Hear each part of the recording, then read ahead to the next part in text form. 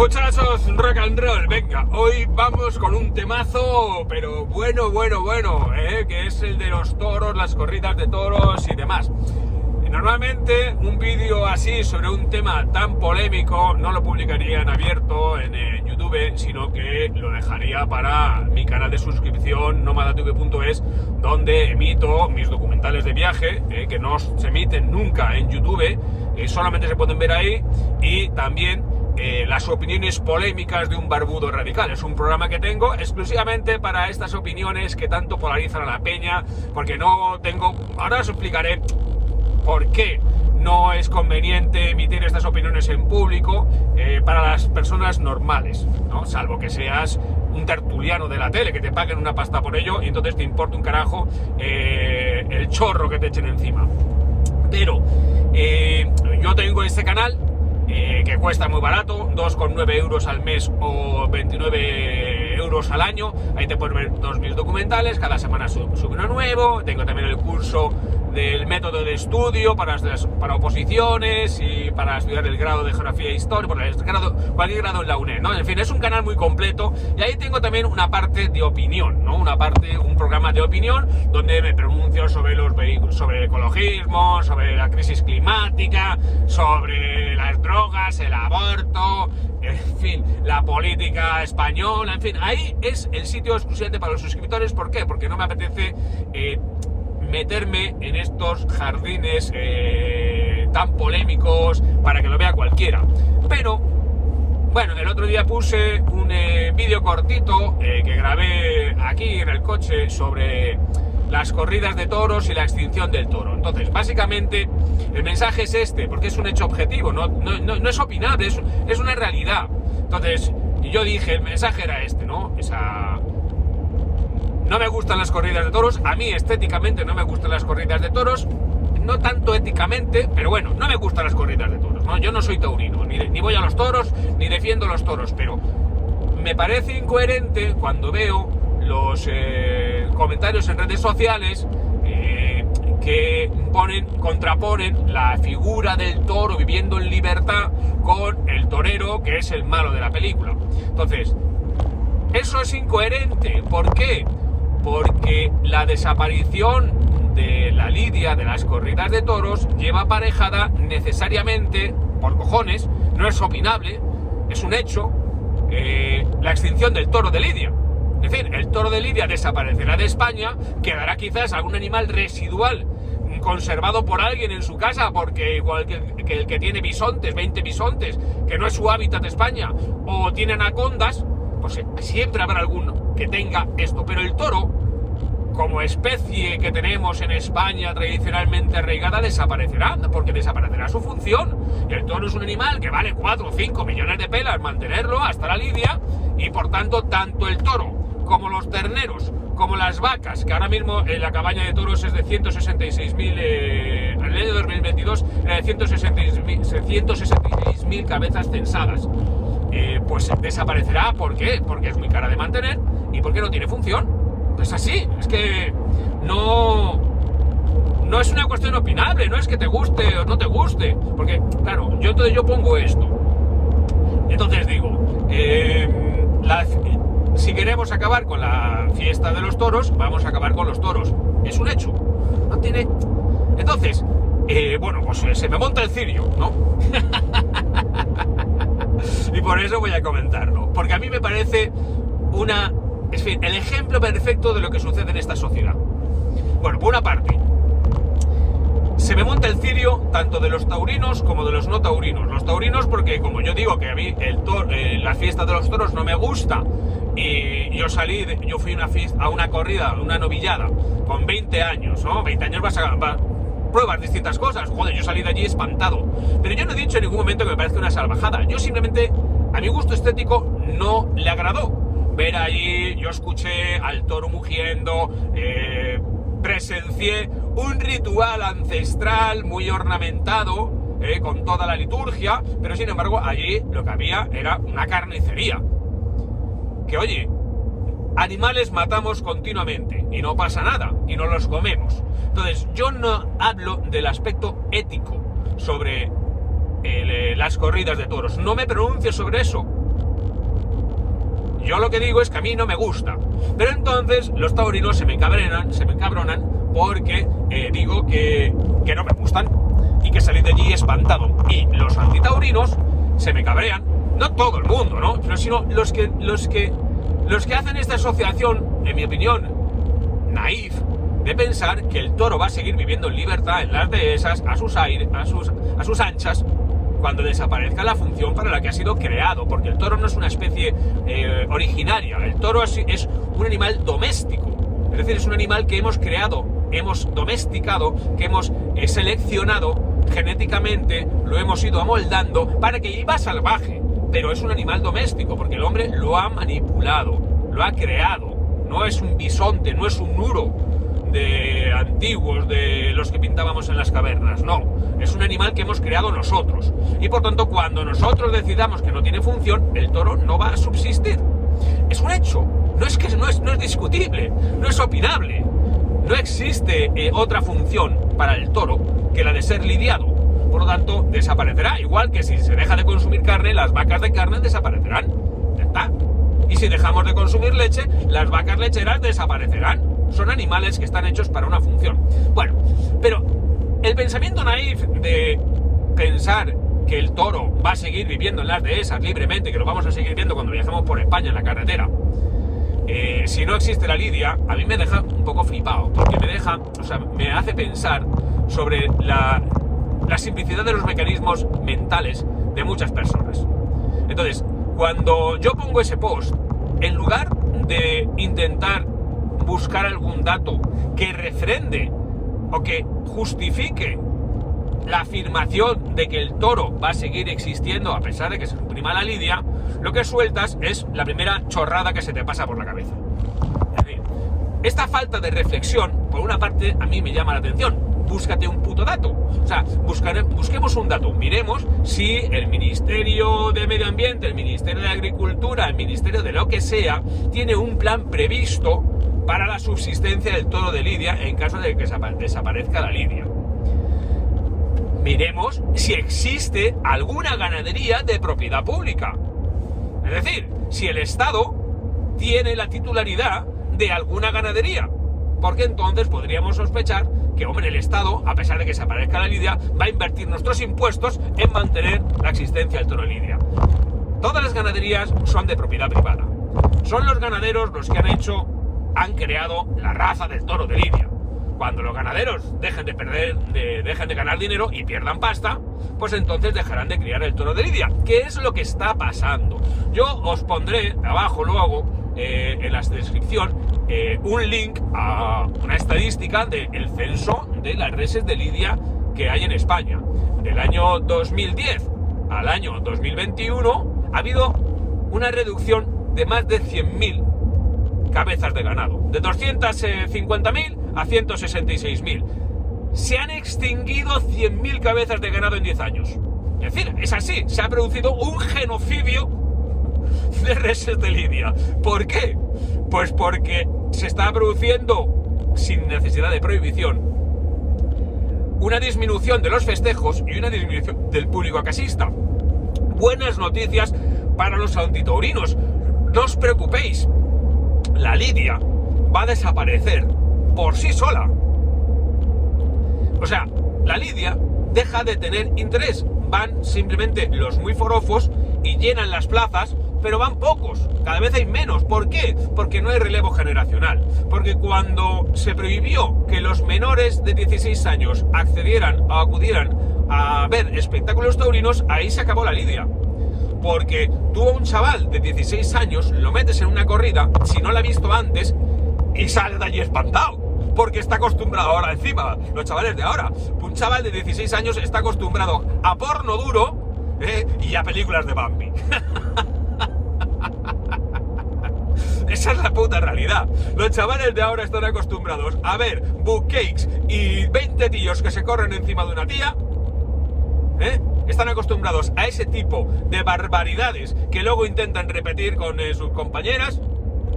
Y sin embargo, en el ámbito de la naturaleza, lo que se creen es que el mundo es un cuento de Disney. ¿sabes? De Madagascar, de la película y tal, ¿no? Que los leones hablan, ¿no? Pues, entonces, tú coges un chaval, lo metes en un festejo taurino, lo metes en una corrida, ve, escucha el toro, ¡ah! Y ve cómo sangra, y ve cómo le ponen las banderillas, le hacen los picadores y tal, o sea, y sale de allí horrorizado, con lo cual no hay relevo generacional para la lidia. Entonces la lidia se va a ir extinguiendo poco a poco. A mí, yo no digo ni defiendo la lidia ni la dejo de defender, porque esa es otra cuestión, que a mí es lo que me parece lo verdaderamente importante de esto, de este debate. No es que el toro se extinga. A mí, hombre, pues yo, que soy español, un señor hetero, blanco, bajito, mal encarado, español, pues estoy acostumbrado a ver toros en los campos, y la estampa del toro a mí me gusta, pero es un mundo que desaparece como desapareció el ADN de mi infancia. ¿O cómo preferís que a mí me gusta más ver el litoral español? ¿Completamente urbanizado o como estaba cuando yo lo conocí cuando era niño? Vacío de casas. Pero que a mí me guste o me deje de gustar no impide el desarrollo de la sociedad, no impide el progreso. Hay cosas de esta sociedad que me gustan menos y cosas de esta sociedad que me gustan más. Y acepto los cambios, intento moldarme a ellos. Me adapto. Y entonces, pues el toro de lidia desaparecerá y tendremos cerdos vietnamitas. Eso es lo que estamos... Esa es la sociedad a la que estamos llegando. No tendremos... pues es que... ¿Y qué? ¿En mi gusto o mi disgusto? O sea, es que es una cosa que también a mí me parece que es muy importante, porque aquí vamos al debate de verdad. Nosotros estamos intentando convertir nuestro gusto o nuestro disgusto por cuestiones estéticas en valoraciones éticas que tienen que aplicarse a los demás. Y esto es lo que es realmente grave. Es decir, a mí, que me gusten o me dejen de gustar los toros, no es motivo suficiente para que se defienda o se deje de defender la lidia. La sociedad decidirá por sí misma si tiene que mantener la fiesta de la lidia o si tiene que ser o bien prohibida o bien va a desaparecer por sí sola. Yo no me meto en eso, que a mí me da igual. O sea, que yo no me... O sea, mi vida no gira... O sea, a mí es un tema que me preocupa tan poco como el desarrollo de la cochinilla en Ecuador. O sea, que me la pela. No, simplemente lo que me llama la atención cuando veo esos memes del torito bueno comiendo pues bueno, como en la película aquella también de Disney, ¿no? Exactamente, ¿cómo se llama? No me acuerdo, la vi con mis hijos. Era un toro que tenía miedo de ser toreado y que era un toro muy bueno, y entonces pues Ferdinand, creo que se llamaba, pues Ferdinand vivía aquí a su rollo, libre, con la florecilla en la boca y mirando las estrellas, ¿sabes? Un toro enamorado de la luna. Pero la realidad es esa. Entonces, yo cuando veo esas cosas simplemente digo, oiga, oiga, usted que me está contraponiendo eso, dése cuenta que si desaparece la lidia y la prohibimos, cosa que es completamente razonable, desaparece también el toro de lidia. Lo protegemos tanto que lo extinguimos. Y yo esta conversación la he tenido con gente formada, es decir, con un zoólogo, un tío que trabaja en un zoológico, cuidando de primates, de monos y de gorilas y de chimpancés, que son animales sumamente complejos. O sea, son animales que son nosotros, prácticamente. Tienen una inteligencia que flipas.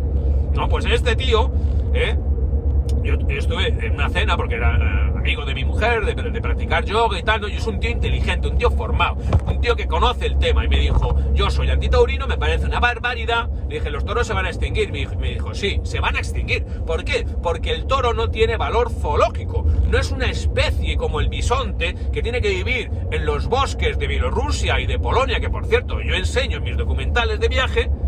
¿Por qué? Porque el bisonte es una especie originaria, primitiva, de Europa, que prácticamente se extinguió, y se ha metido cantidad de pasta para mantenerlo y que sobreviva como especie originaria en los bosques que constituyen su hábitat natural, que son los bosques de Bielorrusia, en Polonia y en Bielorrusia.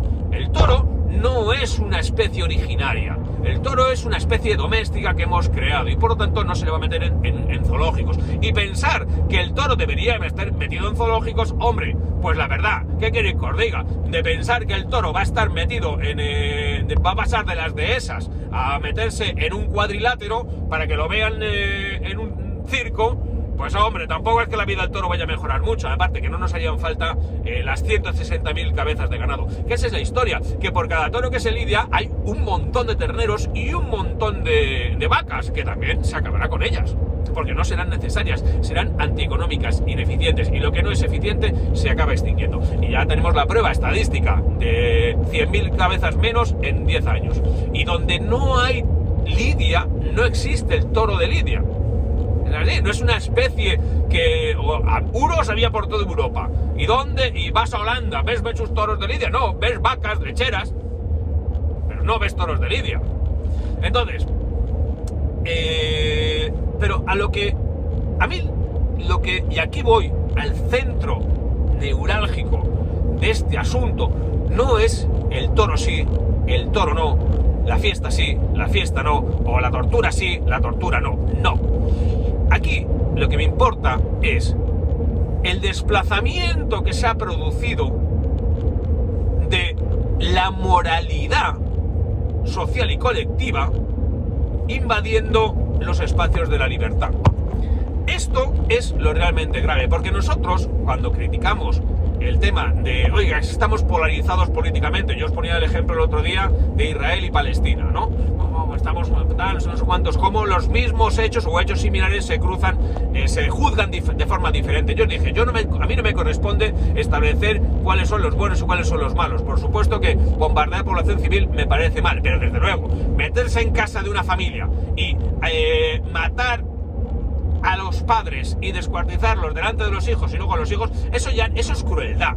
Una cosa es, o sea, que mal está, o sea, pero no es lo mismo, y por eso se puede hacer por parte de soldados el tirar una bomba con un puto dron y sabes que está matando peña, pero no les ves los ojos, pero tú sabes que está matando peña. Que cuando ves los ojos de la víctima, cuando tú ves a la víctima y la miras a los ojos, eso se va a crueldad. Entonces, tú puedes matar de forma desapasionada a un enemigo o a los hijos del enemigo, que estará éticamente mal, pero la crueldad es lo que nos deja flipados. Entonces, ¿qué ocurre? Que nosotros hemos trasladado en el ámbito del debate social, hemos convertido una serie de cuestiones que antes no eran morales, eran simplemente libres elecciones, las hemos convertido en morales. Y el tema de los toros es radical, es una de las cosas que más polariza a la sociedad española. ¿Por qué? Porque lo hemos convertido en moral. Cuando yo tenía 20 años, yo pude ir a una novillada y yo salí de allí espantado, pero no salí pensando que aquellos tipos eran malos, sino simplemente pensé que nuestro gusto estético no era el mismo. Es decir, yo tenía libertad de ser taurino o no ser taurino. Yo no quería ser taurino. ¿Por qué? Pues porque tenía la libertad de no serlo. Y por tanto, si se me lo ponían en la televisión, cambiaba el canal. Ahora, esa libertad se ha reducido, porque ya se trata de opciones morales. Es decir, si te gustan los toros eres malo, y si defiendes a los toros eres bueno. Pero, y cuando se trata de opciones morales, ya no existe la libertad, porque es obligatorio, imperativo, tomar partido. Y esta es la cuestión. Esto es lo grave, porque yo cuando he puesto pero no es lo grave con respecto a los toros, sino lo grave con respecto a esta sociedad. Nos obligan a tomar partido. ¿Qué ocurre?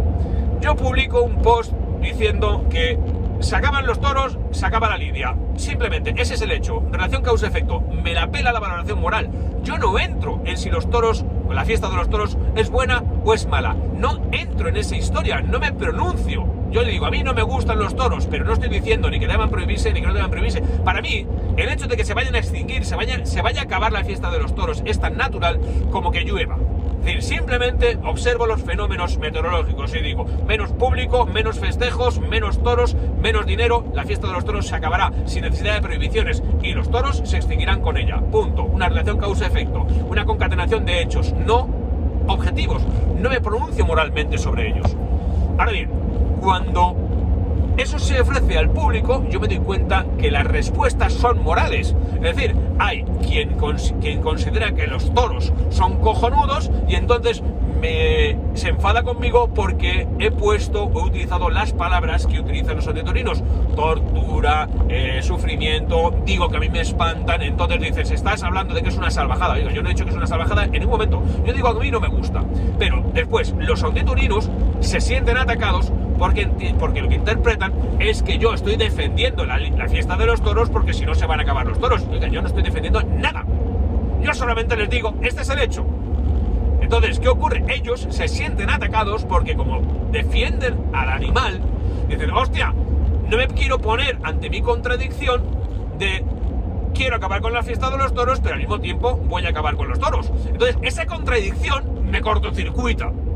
Y no, lo que tienes que ser es coherente. O sea, tú quieres acabar con la fiesta de los toros, cojonudo. Esa es tu decisión, esa es tu opción legítima, esa es tu opción moral. Pero que sepas que eso sí tendrá un efecto en los toros. Los protegeremos tanto que los extinguiremos, que es una opción razonable. Oiga, yo no quiero que se cree un animal para ser matado en una plaza. Esa es la clave. Yo no quiero que se cree un animal para ser sacrificado en un ritual público. Bien, pues entonces no criemos ese animal. Pero pensar que el animal va a sobrevivir libre por ahí si no se le sacrifica en un ritual público no es coherente. Eso no es aceptar la realidad. Entonces, no queremos aceptar la realidad y encima nos planteamos opciones morales, porque entre las opciones morales, es decir, cuando una cosa está bien o está mal, no cabe la elección libre. O sea, es decir, nosotros ya como sociedad hemos decidido que la esclavitud es mala, ¿no?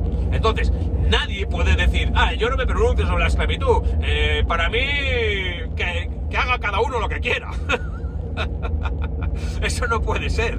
Entonces dice, hombre, usted tiene que estar en contra de la esclavitud. Y yo sí, estoy en contra de la esclavitud. ¿Por qué? La esclavitud era una opción razonable, era una opción legítima, era una opción lícita por todo el mundo hasta hace 700 años. Después se fue reduciendo y hubo países que la fueron manteniendo prácticamente hasta el siglo XIX. Y en algunos países, por ejemplo, los países europeos no la aceptaban en su suelo, pero sí la aceptaban en el suelo de los vecinos, en el suelo de los colonizados. Entonces, pero al final cayó y todo el mundo se ha convencido de que la esclavitud es mala. Es decir, se ha producido una moralización. Y entonces hemos descubierto, estamos todos de acuerdo en que los seres humanos somos todos libres e iguales y que por tanto no se nos puede esclavizar. Entonces quien esté a favor, quien no esté en contra de la esclavitud, directamente es un hijo puta.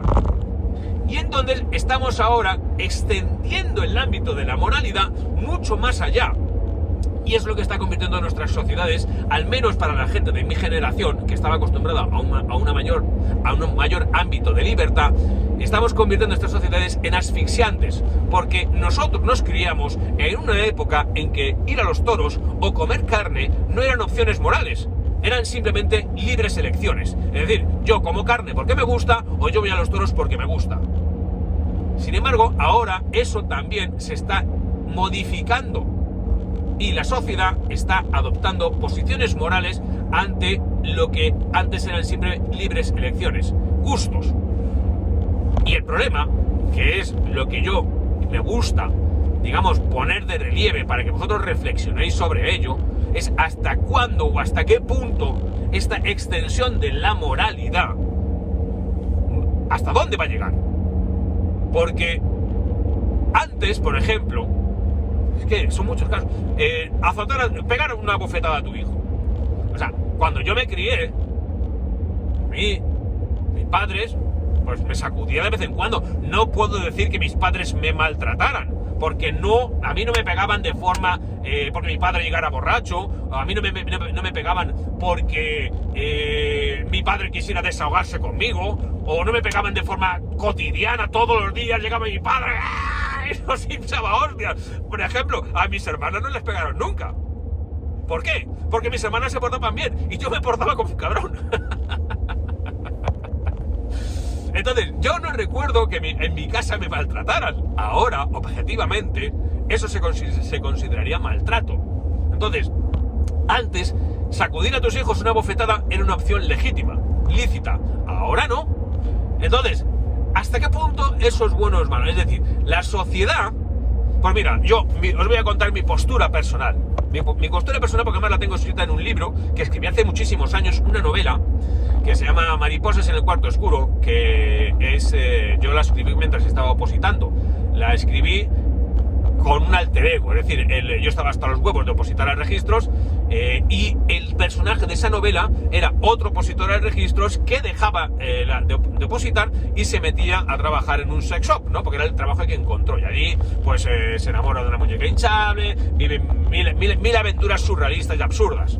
Y entonces uno de estos personajes es su abuelo, mi abuelo que también ya había muerto, pero yo rescato la figura de mi abuelo, que fue una de las personas que a mí cuando era pequeño me enseñó a leer y demás, ¿no? Entonces, mi abuelo, en la novela, me dice, mira hijo, en la vida hay dos clases de personas, las que empujan y las que aguantan. Y todas son necesarias. Es decir, es necesario que unos empujen, es decir, unos empujen para que las cosas cambien, y es necesario que otros retengan para que las cosas no avancen demasiado deprisa, para que vayamos avanzando a nuestro debido ritmo. Es decir, es el debido ritmo lo que tiene que marcar el avance o el progreso de la sociedad. Evidentemente, que haya desaparecido la esclavitud es un gran progreso, que en su momento habría gente que diría, me cago en la leche, cuando quieren quitar a los esclavos, ¿no? Yo siempre he tenido esclavos, mis esclavos están encantados conmigo, tratamos muy bien a nuestros esclavos. Mi abuelo ya tenía esclavos, yo solamente me follo a mis esclavas los viernes. En fin, y les pido permiso, yo qué sé. Justificaciones para mantener esclavos tuvo que haber. Y ahora está bien que no peguemos a nuestros hijos, a pesar de que yo pues recibí alguna jotaina y no pienso que mis padres fueran maltratadores, y les quiero mucho, pero es evidente que la sociedad en eso ha mejorado. ¿Que ahora estemos mejorando? Pues yo creo que hay cosas que son excesivas, es decir, hay gente que empuja mucho y hay gente que necesariamente tiene que aguantar para que las cosas no se desmadren. El justo ritmo, pues el justo ritmo es el que vamos construyendo entre todos. Entonces, bueno, yo simplemente quería comentaros estas pequeñas reflexiones, porque al final yo me pronuncio de forma muy excesiva, o sea, soy excesivo, gesticulante, vehemente, y planteo los debates de una forma gráfica, radical, voy a la raíz. Pero en cuanto a las conclusiones que yo saco, yo no las tengo claras, yo no soy dogmático,